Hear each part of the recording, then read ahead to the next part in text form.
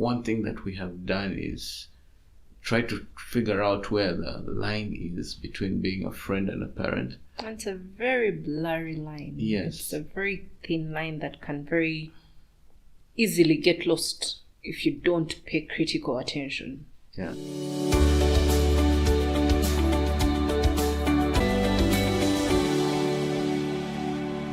Hello everybody, welcome back to Covenant Union. Yeah, my name is Raymond. And I'm Ali. Yeah, this is a podcast about marriage, parenting, and Christian living. Talking about parenting today, there's this idea that our generation has of being a friend to your child.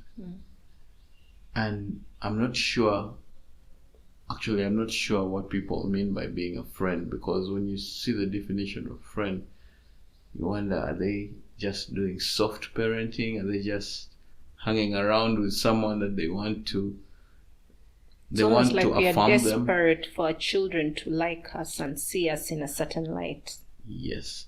And I think it's a little scary, because at the end, you're raising a child who is supposed to be accepted socially. Yeah.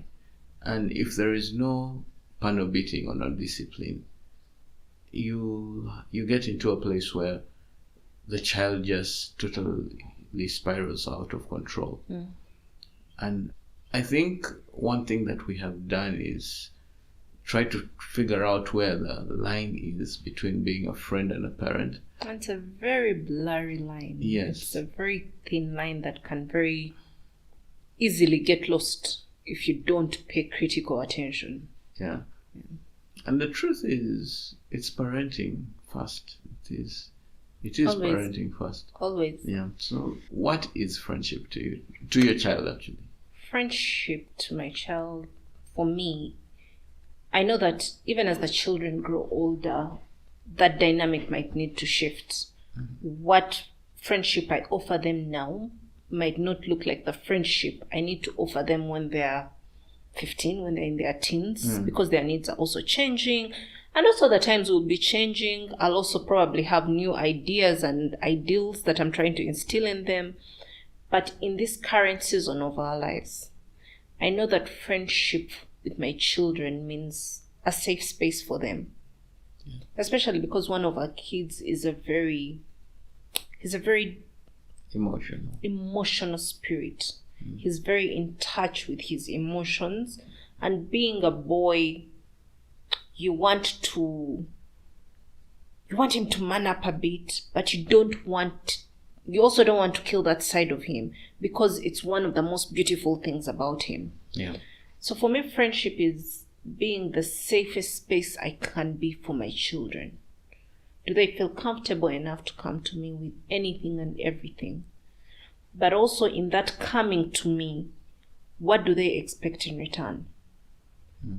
Right now, I know that my children know that they will get the love and the affirmation they seek, but I'll also not sit back and keep quiet when they're going astray, or not discipline them simply because I am trying to, shield that friendship bit of it. Because for me, being a mother comes first and always will. One of the things, now that I'm older, that I appreciate the most about my mom is how she was our mother first. I think I started thinking of my mom as a friend much later in life. And right now, she's not just my mom. I think she's more my friend than she is my mom. Yeah, I think if that makes any after sense. You got the kids. Yes, because she did what she needed to do. She parented first. And that laid such a solid foundation for our friendship to grow. Yeah. For now, it's just being a safe space for them. I think being a friend, to me, it is... I always see myself as a father first. And the friendship that comes to me is as a guy is just playing with my kids. Like, they need to know that they can come and be silly with me. They can come and play with me. But like you said about Jethro, he's in touch with he wears his feelings on his sleeves. Yeah. His heart on his sleeves. And sometimes I let him feel the pain. And to me, I think that is friendship. I let him know that it's painful, like to be like this, and somehow you need to switch up in certain areas. And when you think about what a friend really is, someone who tells you when you're going wrong, someone who will not mince their words, they are truthful, they are brutally honest, and at the same time they're fun. Yeah, they celebrate you and applaud you when you've done great. Yes. Yeah. And when you've done wrong, they mention it. They'll still let you know. So I would think being a perfect parent is being a good friend to your child. I think in essence, parenting actually is the epitome of friendship. Yeah. It really is. It's just that, especially our generation, I know that we've seen a number of people who have chosen that path of, I'm really trying to be friends with my kids, and that's all right. We are not judging. That is perfectly all right, because that is what you've chosen. But then when you put certain decisions in the hands of the kids, and simply because you're trying to accommodate how they feel and respect their opinions, or for example, I'm just going to give an example of, say, your child wants something that you can't afford right now. But because they've shared their opinion and their desire to have this thing, you're going to bend backwards and, get into debt and to make sure that your child gets that. What are you trying to do? Buy your child's love? Yeah, I think so. Like many times it's maybe something that you didn't experience as a child. And you're trying to make up for it. So you're trying to relive your childhood through your children. And I think that's very wrong, because your child is unique on their own. And I am not against validating your children. You need to validate their feelings. That is okay. But validation of someone's feelings or of your child's feelings does not mean that you agree with everything they do. Yes. It's a bit like marriage, how if you're always on the same page with your spouse, an uncle of mine usually says, it's a Nyankole proverb that I'm trying to see how to translate it into English. But in a nutshell, if you're always agreeing with someone, then both of you, there's something wrong. Both of you are silly. Both of you are stupid. Because two people cannot have the same opinions all the time. You're bound to disagree on something. Yes. You're bound to have different opinions on something. Yeah. So I think it comes back to that. Yeah. So when you disagree with your child, and when you talked about people being friends with their children and all, what came to mind was the tantrum kind of thing. A child throws a tantrum, but because you want them on your good side, you're holding them, you're hugging them, you're telling them, oh, don't worry, it's going to be okay, don't cry, But if they're throwing a tantrum, say they want a sweet at 9 p.m. Well, we went through that yesterday with a toy. Yeah. And then at one point you're like, I hear you, I know you want it, but you can't have it. You can't have it. And that's just I think that's true friendship. Because whatever your friend is going through, if you see they're going to do something that's going to be damaging to their lives, you will step in and say, this is not it. You shouldn't do this because of A, B, C, D, E, F, G. And if they don't listen to you, now that's different. That's the ball is in their court at that point. But now, if your child doesn't listen to you, the stick is in your court. The ball is in your court, yeah. Yep. And you need to let them experience the hard things of life, because being friends in this generation has made it seem like you should not let them experience any pain. Shield them from the realities of life. Yeah. Shield them from, you know how like when we were raised, it was communal raising, really. Yeah. A neighbor could discipline you, and now that is a no-go area. And even for me, it is a no-go area. I really don't. I've not had any of that experience, but I don't know how I'd feel if our neighbor beat my child, or You know what's strange about the community you're raising is you go get bitten, say by someone, even on the road, you're crossing the road badly, some stranger comes, slaps you, you go and report at home, they say, what did you do? Because it was always, no one is going to discipline you out of malice. There's a reason. The only reason that became a problem was in schools where now teachers would beat you because they had a bad day. Well, and also we have to admit that the days are strange. People are not the same anymore. Yes, I mean, there's a lot of, how do I put it, the evil is at another level. So you'd rather protect. For me, I'd rather somebody comes to me and says, your child did A, B, C, D. Yeah. And I don't mind sitting down with that adult and agreeing on a course of action for this child. But I wouldn't want them to take it in their hands. It's different for school because then I've entrusted. By the time I take my child to a certain school, our kids are in the school they're in because we entirely trust that if ever they had to discipline them, I still wouldn't question their decision. I really wouldn't. It's not one of those places where you coughed, I'm going to beat you. No, but also because when we made this decision, we did a lot of spiritual searching. We did a lot of background check. We did, by the time we said, okay, this is the place, we were comfortable with the people. We know the people. So there's certain spaces like that where I wouldn't question if my kid was disciplined. Yeah. Besides, they spend more time at school than they do at home. You find that they even know them more. Yes. If their teacher thinks that they've done something wrong that needs to be addressed, please let them. Yeah. Just don't.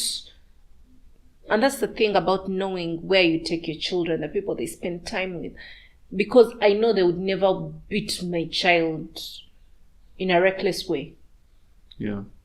And they wouldn't beat without an explanation. Yeah, I don't even think they would beat. But if they did, I don't think I would question it. Yeah.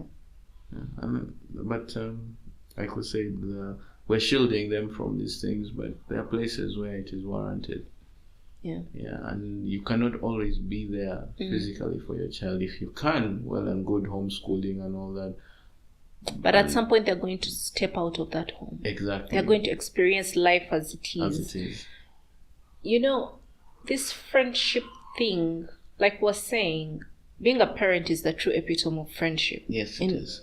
True friendship in its essence. But we sort of, what's the word? Diluted what friendship in that context means to the point of all we are trying to do is be, we say we are people pleasers. Now we are trying to be children pleasers. Which is, what does my child want? And I honestly think it is very hard to raise a godly generation. It's very hard to raise a disciplined human being, an all-round human being who's well-structured, without any sort of discipline instilled in them, without any sort of hardness instilled in them. If they're always getting their way, how are they going to live in the world as it is? Are you going to keep them indoors for the rest of their lives? How are they going to maneuver relationships, marriage, workplaces, if they don't actually learn that there are boundaries? If they don't learn that it is okay for someone in authority to actually give instruction, and I'm not going to sit here and question it rudely or talk back to them. Yeah, it's like when your kid is learning how to ride a bike. You don't hold the bike forever. You have to let that bike go. Yeah, and you have to let them fall a couple of times and then they'll get it. Yeah. What you can do is clean their wounds and say it happened. Because life can be tough. And also, if you shield them so much during the teen years, you're not going to be seeing eye to eye, because this is an adolescent growing.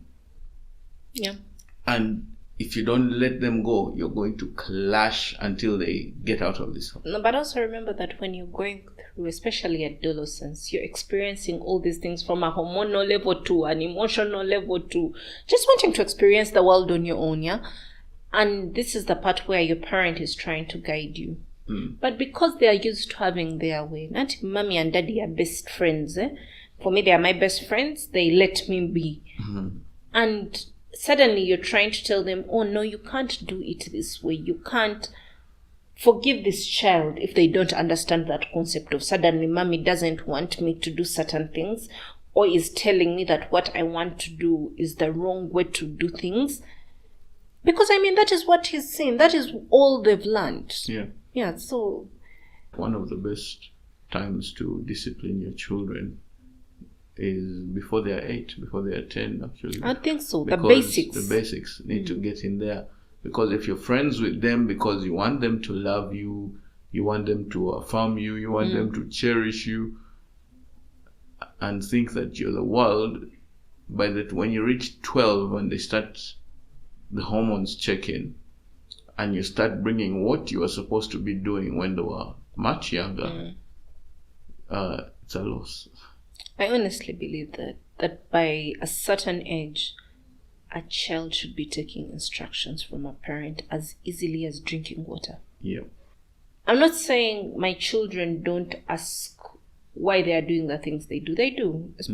They're, especially, both of them are at that age where they're very curious. But for example, if I said, let's go shower, it might not get done the first time, but they will not let me say it the third time. Because by the second time, the tone is different and they know, oh, okay, mommy is out of the asking us nicely zone. We need to get this done. There are things that we no longer need to tell them. You don't eat and leave your plate on the table. Yeah, you need to take it So to the when sink. we say, and I know those sound like very basic, but it starts with teaching them such simple instructions. Oh, yes. That lays the foundation for when they're getting older and life is getting a bit more complex and they're experiencing life on their own as well. Yeah. So I think where the line here comes in that we're talking about in the beginning is when you decide, when you use those, the farm tones and all that, the discipline when they're very young, but still you validate their feelings and tell them why they're doing the things they do. They know why they have to take the dishes to the sink. They know why they have to clean their room or lay their bed. And it's not just you do it as a chore and it becomes a job, but understanding the process. When you get older now, and you're trying to, when they get older and you're trying to blur, and that line that we're talking about is very blurred, it is easier to get obedience from them because it has been a habit. Yeah. It has been a habit that's growing. And once say they are adolescents and all, when you tell them not to do something, they'll probably what they call it, rebel. Do it behind your back. Yeah, do it behind your back. But there is that connection you've already made. And so now they're learning how to navigate and dodge your rules. But one beautiful thing about that, because I did it when I was growing up, is years later, when you're now much older, you just dive right back into what you were learning as a kid. The obedience, the rules. You come back to the blueprint. But if you don't have the grounding of discipline, and you only have this happy-go-lucky friendship, I think it would be so hard to come back. Because now you're finding your own footing, because you've been finding your own footing from the time you were born. Yeah. You're figuring out life from when you are a baby, adolescent, you figure it out without any guidance. You're a young adult, you're figuring it out with no clue of what the basics of being, should I say, socially disciplined are. Yeah. Like we always say, I think as parents, it's our job to make sure that we don't create a burden for the rest of the world.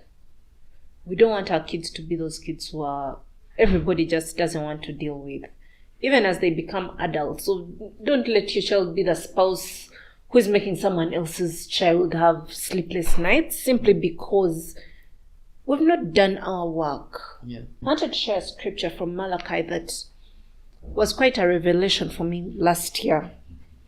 I think it's Malachi 2:15, if I'm not mistaken. Has not the one God made you? You belong to him in body and spirit. And what does the one God seek? Godly offspring. For me, last year, I was just seeking God on how do you want us to raise these children? How do you want us to help them fulfill their purpose for which you created them? And this scripture just answered that for me. All he seeks is godly offspring. In a marriage, that is all he wants from us. Godly offspring. But also now, what is godly offspring? Yeah. That is on you to go and read and see how to raise a child in the ways of the Lord.